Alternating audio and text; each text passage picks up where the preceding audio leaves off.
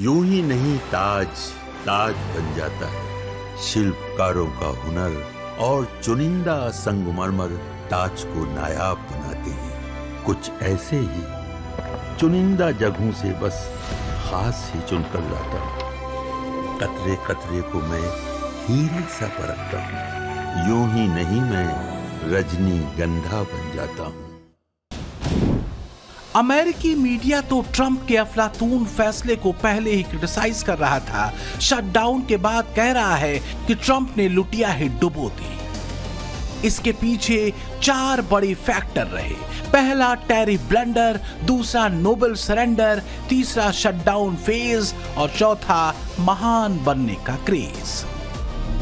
तो ट्रंप के बनाए ग्रेट अमेरिका का हाल कुछ ऐसा है कि अमेरिका में इमरजेंसी लगी हुई है, शटडाउन जारी है। इससे सबसे ज्यादा सरकारी कर्मचारी और ठेकेदार प्रभावित हो रहे हैं। सरकारी दफ्तरों में कामकाज ठप है। इस बार तो राष्ट्रपति डोनाल्ड ट्रंप नौकरियों में छटनी तक की चेतावनी दे रहे हैं। एक मुद्दा हो तो कहीं, यहां तो मुद्दों की लाइन है जिस पर ट्रंप नीति बुरी तरह पस्त दिख रही है। गाजा प्लान से लेकर रूस यूक्रेन युद्ध तक, सुस्त इकोनॉमी से लेकर अमेरिका में बढ़ती महंगाई और बेरोजगारी तक। ट्रंप नीति से एक तरफ यूरोप दूर होता जा रहा है तो वहीं पाकिस्तान से मित्रता वाला चैप्टर खोलने को लेकर देश के भीतर ही ट्रंप लताड़े जा रहे हैं। इसके साथ ही आर्थिक और विदेश नीति भी किसी काम की नहीं दिख रही। तो बात भारत पर 50% का तगड़ा अन्याय भरा टैरिफ लगाने से निकली थी और पहुंच गई अमेरिका के शटडाउन तक। एक्सपर्ट कह रहे हैं कि अमेरिका को ग्रेट बनाने के चक्कर में ट्रंप उसे गर्त में पहुंचाने का प्लान लिए चल रहे हैं। लेकिन ट्रंप कहीं और ही लगे हैं। उनकी आत्ममुग्धता का दौर कटते नहीं कट रहा। अमेरिका के शटडाउन के बीच ट्रंप अमेरिका में अपना सिक्का चलाने में लगे हैं। सोशल मीडिया पर अमेरिकी ट्रेजरर ब्रैंडन बीच ने $1 सिक्के का ये ड्राफ्ट साझा किया और लिखा, ये कोई फेक न्यूज नहीं है। अमेरिकी ट्रेजरी अपने देश के 250वीं वर्षगांठ के मौके पर डोनाल्ड ट्रंप को दिखाने वाला $1 का सिक्का जारी करने पर विचार कर रही है।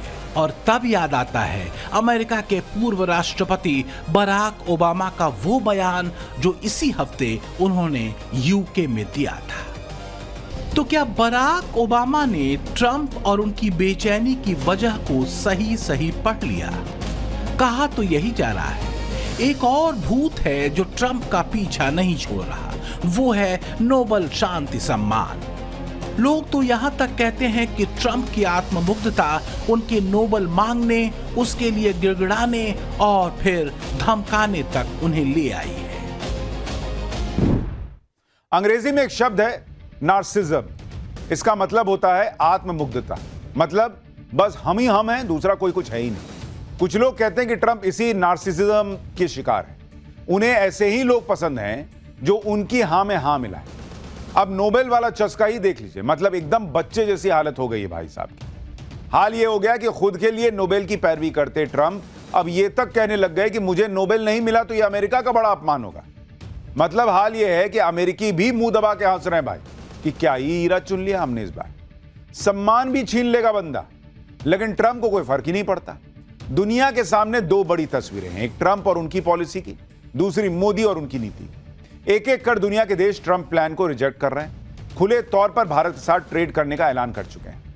ट्रंप के साथ कुल मिलाकर वही एक चंगू मंगू दिखते हैं, शहबाज और मुनीर। अब सवाल यह है कि क्या यही दोनों ट्रंप और अमेरिका के लिए राहु केतु बन जाएंगे क्या? आत्ममुग्ध इंसान को चूना लगाना आसान होता है, ये बात 2 पाकिस्तानी ठग भी बखूबी जानते हैं। ट्रंप एंड फैमिली को रेत से तेल निकालने और क्रिप्टो वाला फैमिली पैकेज देकर शहबाज और मुनीर ने नोबेल वाली चाशनी भी खूब पिलाई है ट्रंप को। ट्रंप ने गाजा में शांति बहाली को लेकर हमास को अल्टीमेटम दिया है। सबसे बड़ा सवाल यह है कि क्या हमास ट्रंप की 20 शर्तों पर राजी होगा? भारत और पीएम मोदी शुरू से ही गाजा में शांति बहाली के पक्षधर रहे हैं। यही वजह है कि जब पिछले दिनों ट्रंप ने इजराइल के प्रधानमंत्री बेंजामिन नेतन्याहू से मुलाकात कर हमास को अल्टीमेटम दिया और शांति बहाली की दिशा में कदम बढ़ाए, तो पीएम मोदी ने इसका स्वागत किया। गाजा में इजराइल हमास के आतंकियों की सफाई के लिए फिर से तैयार है। हमास के आतंक के खिलाफ इस जंग के 726 दिन बीत चुके हैं। अब भी हमास के कब्जे में 48 बंधक बताए जाते हैं, इसमें से सिर्फ 20 के ही जीवित होने की संभावना है। वैसे इजरायली पीएम बेंजामिन नेतन्याहू ने बता ही दिया था कि अगर हमास दिए गए अल्टीमेटम से हटा तो क्या होगा। खबर ये आ रही है कि हमास ट्रंप नेतन्याहू के 20 सूत्रीय शर्तों को मानने को तैयार हो गया है। इसमें जो प्रमुख हैं वो हैं 72 घंटे के भीतर सभी बंधकों को रिहा करना, फौरन हमलों को रोकना, गाजा में बहुराष्ट्रीय फोर्स की तैनाती और हमास आतंकियों का हथियार छोड़ना। तो इधर गाजा शांति को लेकर हमास के सामने रखी गई मोटी मोटी शर्तें सामने आईं, तो उधर पाकिस्तान ने गाजा शांति प्लान पर पलटी मार दी। उसने पलटकर ट्रंप को ही झूठा बता दिया। पाकिस्तानी विदेश मंत्री इशाक डार ने तो यहां तक कह दिया कि जो 20 पॉइंट हमें दिखाए गए थे वो ट्रंप ने बदल दिए। पाकिस्तान 2 नाव तो छोड़िए 3 नाव की सवारी करना चाहता है। गरीब चेहरे वाले शहबाज और जिहादी मुल्ला मुनीर को अमेरिका को भी साधना है, चीन को भी बनाए रखना है और इस्लामिक ब्रदरहुड वाली लाइन पर भी मलाई करनी। सवाल तो ये भी पूछे जा रहे हैं कि कहीं ऐसा तो नहीं कि पाकिस्तान में अपनी फैमिली के फायदे के लिए ट्रंप ने पाकिस्तान प्रायोजित आतंकवाद जैसे मुद्दों पर भी आंख बंद कर दी। लेकिन फिलहाल तो शांति और युद्ध के धूप छांव में असल मुद्दा है बदलती जियोपॉलिटिक्स में भारत का कद।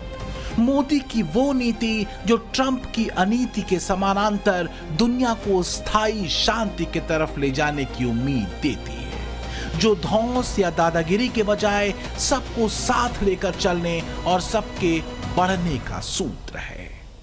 एक होती है हनक और दूसरी होती है सनक। इतिहास गवाह है कि सिविलाइजेशंस न हनक से चली हैं न सनक से। दुर्भाग्य से ट्रंप दुनिया को इन दोनों से ही हाँक देना चाहते हैं, इसलिए जियोपॉलिटिक्स में एक तरह से भूचाल आया हुआ है।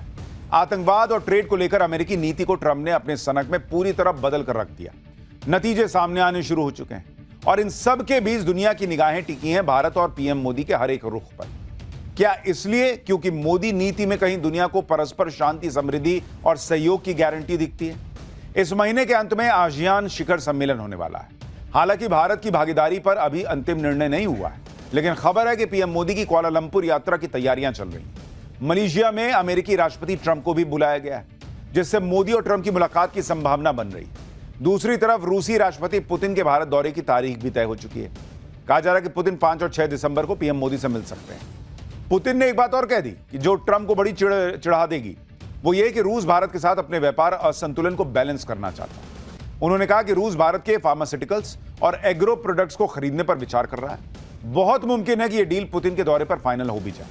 ध्यान दीजिए, यही वो प्रोडक्ट्स हैं जिनको भारत अमेरिका एक्सपोर्ट कर रहा था और ट्रंप ने 100% का टैरिफ भारतीय दवाओं पर लगा दिया। भारत को दुनिया की फार्मेसी कहा जाता है। बीते 1 दशक में भारत ने अपनी ये पहचान वैश्विक मंच पर बनाई है।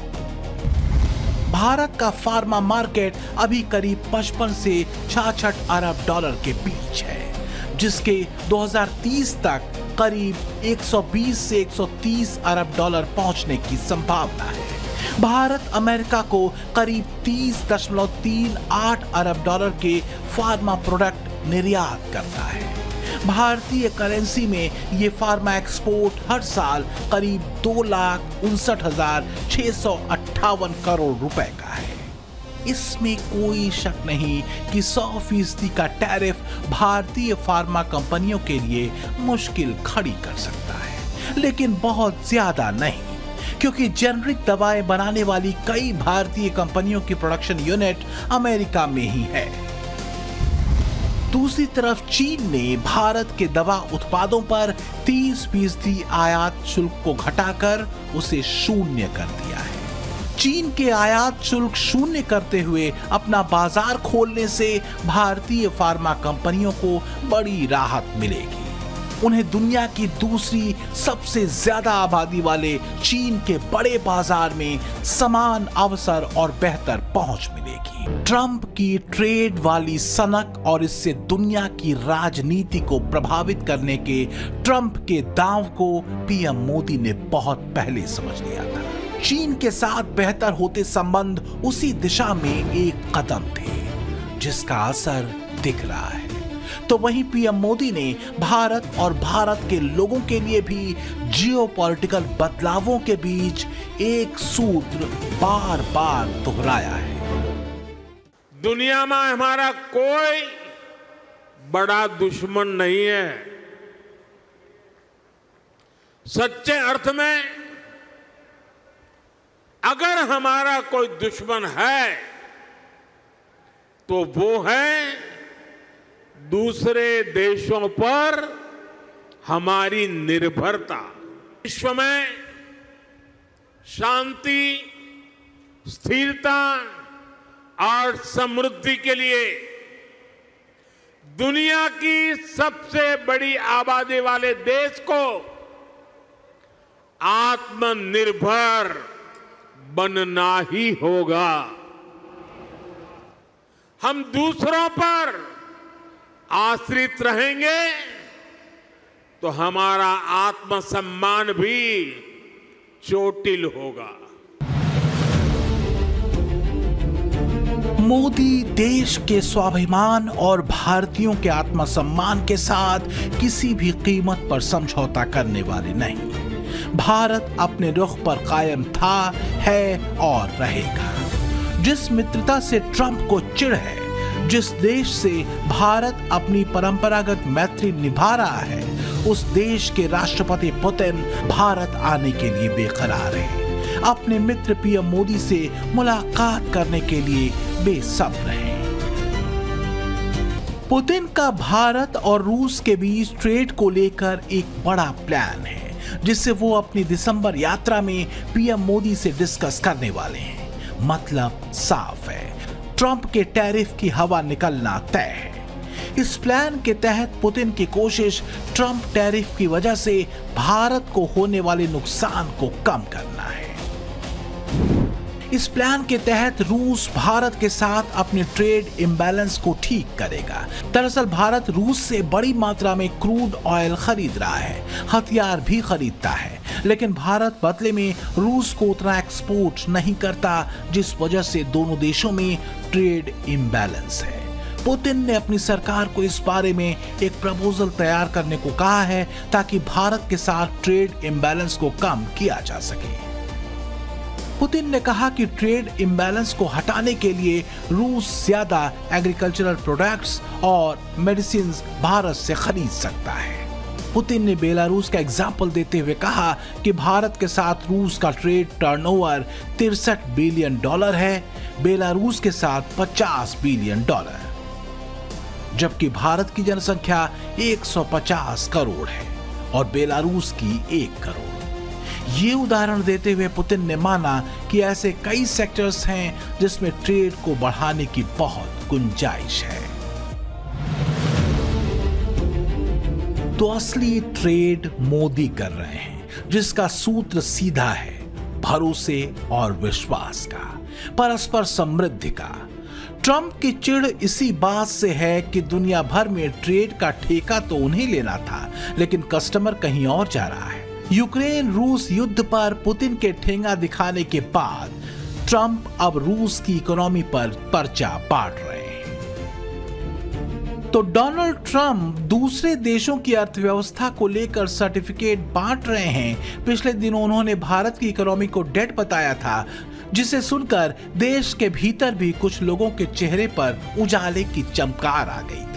वो भी ट्रंप की हाँ में हाँ मिलाते भारत को डेड इकोनॉमी बताते फिर रहे थे। लेकिन फिलहाल तो मामला ये है कि अमेरिकन मीडिया ट्रंप को स्टूडियो में बिठाकर उनके शासन पर अमेरिकन्स की राय बताते हुए सवाल पूछ रही है। ये कि अमेरिका की इकोनॉमी क्यों गिर रही है और ट्रंप को बोलते नहीं बन रहा। अमेरिका का हाल ट्रंप शासन में क्या हुआ है, इसका अंदाजा आप ऐसे लगाइए कि अमेरिका आज शटडाउन में फंसा है, यानी पैसा न होने की वजह से कई एसेंशियल सर्विसेज बंद कर दी गई हैं, क्योंकि कर्मचारियों को वेतन देने के लिए सरकार के पास फंड नहीं। शटडाउन की नौबत क्यों आई, इसे भी समझिए जरा। दरअसल अमेरिकी सीनेट में फंडिंग बिल खारिज हो गया। ट्रंप सरकार को इसे पास कराने के लिए 60 वोटों की जरूरत थी। फंडिंग बिल के पक्ष में 55 वोट ही पड़े, लिहाजा फंडिंग बिल सीनेट में पास नहीं हो सका और सरकारी कामकाज करीब करीब ठप हो गया। एक हफ्ते के शटडाउन से अमेरिका की जीडीपी 0.1% से 0.2% तक गिर सकती है। ये एक हफ्ते में सबसे बड़ी गिरावट होगी। अमेरिका को करीब एक हफ्ते में 1,33,000 करोड़ रुपए का नुकसान हो सकता है। शटडाउन से करीब 43,000 नौकरियां खतरे में पड़ गई हैं। एक तरफ अमेरिका में शटडाउन को लेकर ट्रंप को उनके देश के एक्सपर्ट और मीडिया कूस रही है, तो दूसरी तरफ जिस रफ्तार से भारत की इकोनॉमी दौड़ रही है, हर कोई इस रफ्तार का हिस्सा बनना चाहता है। ट्रंप भले ही भारत की अर्थव्यवस्था को डेड बताते फिरते रहे हों, लेकिन दुनिया सच्चाई देख रही है। यूएई, यूके, ऑस्ट्रेलिया के साथ भारत का फ्री ट्रेड एग्रीमेंट हो चुका है, तो वहीं स्विट्जरलैंड, नॉर्वे, आइसलैंड और लिechtenstein के साथ भी एफटीए हुआ है। यूरोप के ये 4 देश भारत में 15 साल में $100 बिलियन का निवेश करेंगे। समझौते में पहली बार निवेश और रोजगार को शर्तों के साथ जोड़ा गया है। इससे करीब 10 लाख नौकरियां तैयार होंगी। टैरिफ वाली चुनौती के पार मोदी का भारत अपनी प्रखर संभावनाओं को देख रहा है और पीएम मोदी ने 2047 के विकसित भारत के सपने के साथ देश के युवाओं को जोड़ दिया है। इंडस्ट्री को आज कैसी स्किल चाहिए, 10 साल बाद किस प्रकार की स्किल लगेगी, इसके लिए आईटीआई नेटवर्क को तैयार किया जा रहा है। इसलिए इंडस्ट्री और आईटीआई के बीच तालमेल को बढ़ाया जा रहा है। आज हमने इस दिशा में एक और बड़ा कदम उठाया है। आज पीएम सेतु योजना की शुरुआत की गई है। देश भर में हमारे 1000 से ज्यादा आईटीआई इंस्टीट्यूशंस को इसका फायदा होगा। ट्रंप भले शांति शांति चिल्ला रहे हों, लेकिन सवाल उनकी कथनी और करनी में फर्क को लेकर है। सवाल ट्रंप की उस पॉलिसी